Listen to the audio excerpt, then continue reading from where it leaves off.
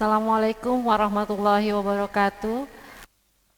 Anak-anakku sekalian, hari ini kita akan belajar prakarya dengan materi pengolahan. Sebelum kita belajar, alangkah baiknya kita berdoa dulu agar kita dimudahkan dalam menjalankan pembelajaran hari ini.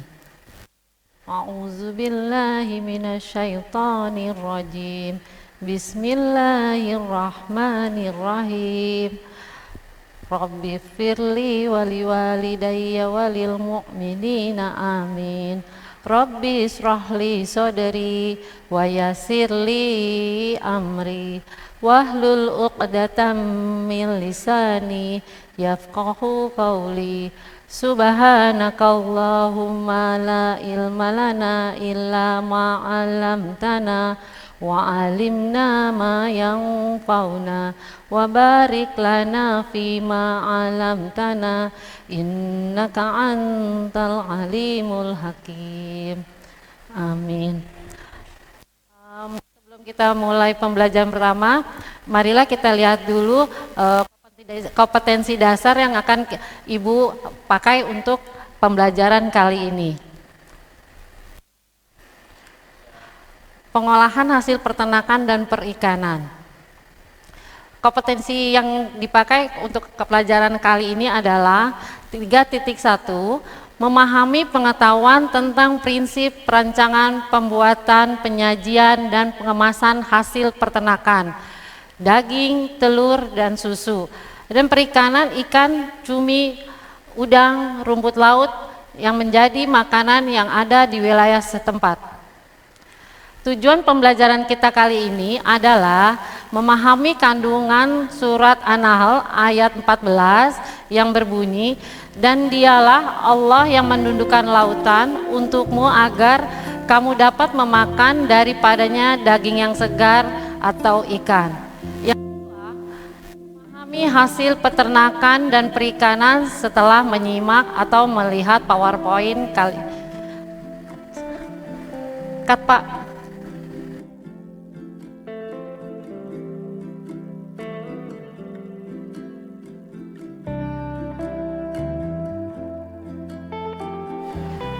Tujuan pembelajaran kali ini adalah memahami kandungan surat An-Nahl ayat 14 yang berbunyi, dan dialah Allah yang menundukkan lautan untukmu agar kamu dapat memakan daripadanya daging yang segar atau ikan. Memahami hasil peternakan dan perikanan setelah menyimak melihat PowerPoint. Menjelaskan manfaat hasil peternakan dan perikanan setelah melihat tayangan PowerPoint. Pengolahan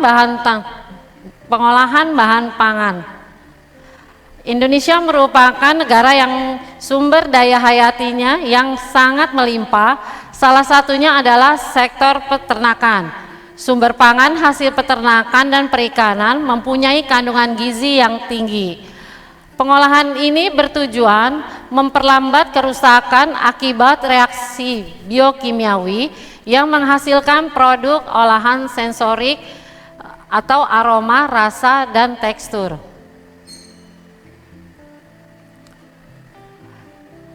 Kenapa? Enggak kenapa Pak, maaf.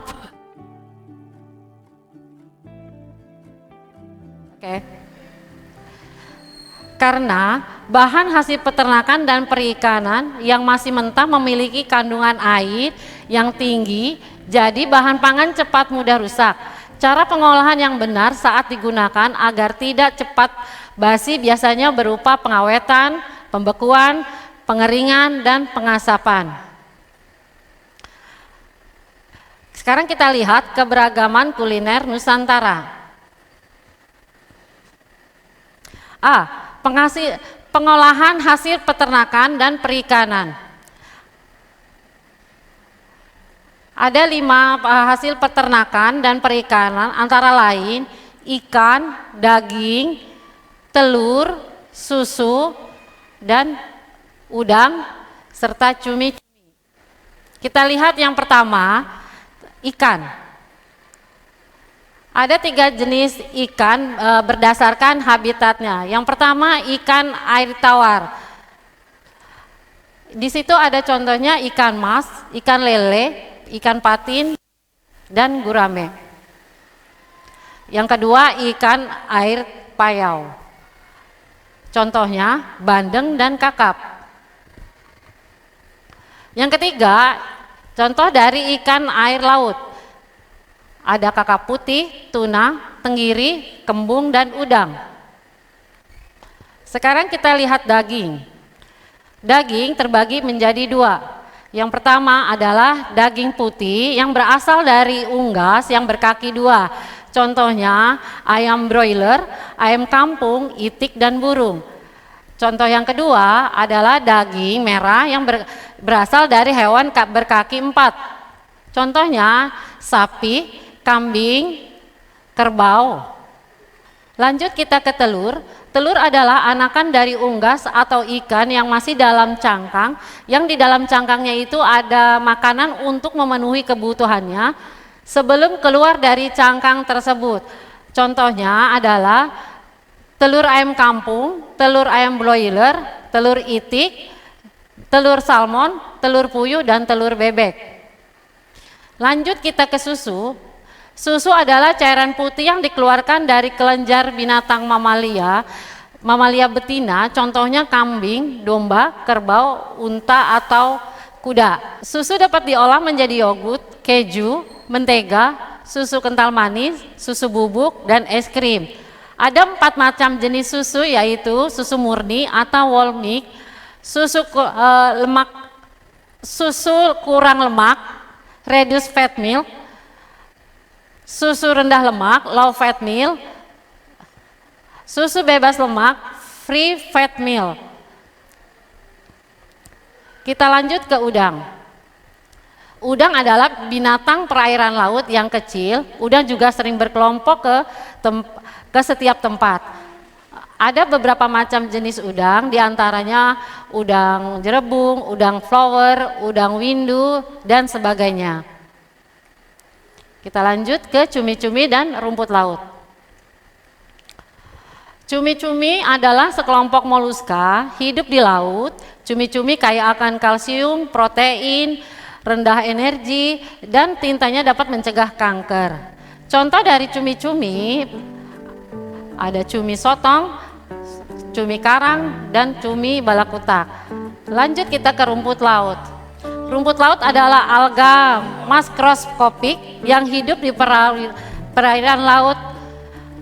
Contoh rumput laut di sini adalah Erythrema cottoni, Sargassum, Graciliraria sp, Clarerpa sp.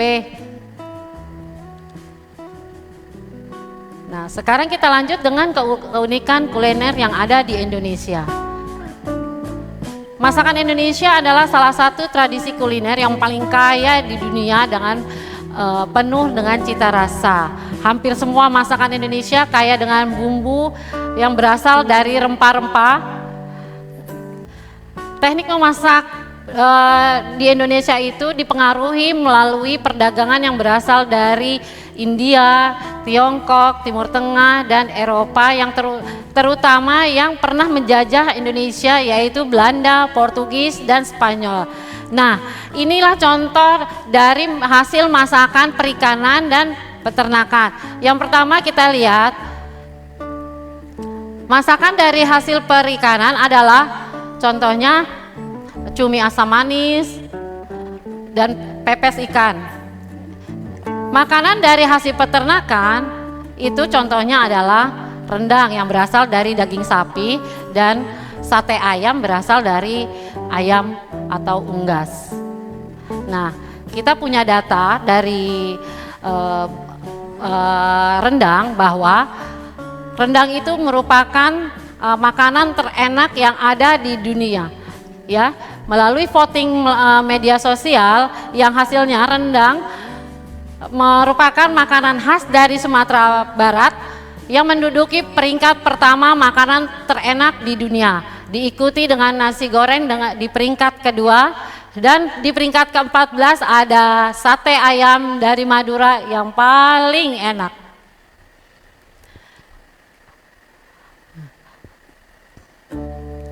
Kita lihat dari gambar sebelumnya, Ibu akan bertanya kepada kalian, masakan mana yang paling enak, yang kalian paling suka? Kenapa? Nah, yang kedua, dapatkah kalian mengolah makanan dari hasil peternakan? Dan yang ketiga, dapatkah kalian mengolah makanan dari hasil perikanan? Yang keempat, bagaimana ungkapan rasa syukur kalian terhadap Tuhan yang telah menganugerahkan kekayaan kuliner Nusantara? Oke, kita masuk ke poin B. Manfaat hasil peternakan dan perikanan. Kita lihat ikan banyak sekali mengandung protein, omega 3, serat protein tinggi, kaya asam amino dan lain-lainnya. Kita lihat yang udang. Mengandung fosfor, mengandung tembaga, mengandung omega 3 dan mengandung mineral. Lanjut kita ke rumput laut. Mengandung kalsium, vitamin C dan serat alami. Kita lihat untuk susu, daging dan telur. Susu mengandung banyak kalsium, potasium, yodium, zat besi dan masih banyak yang lainnya. Untuk daging mengandung vitamin B dan mineral, zat besi, selenium dan omega 3. Telur mengandung riboflavin, vitamin A dan B, kalsium, fosfor dan latisin serta zat besi. Baiklah, sampai di sini pembelajaran kita kali ini. Ibu tutup dulu. Semoga pembelajaran kita kali ini bermanfaat. Kita lebih bersyukur lagi kepada Allah. Marilah kita tutup dulu pembelajaran kita hari ini dengan membaca doa kafaratul majlis. Subhanakallahumma wa bihamdika asyhadu an la ilaha illa anta astaghfiruka wa atubu ilaik. Wassalamualaikum warahmatullahi wabarakatuh.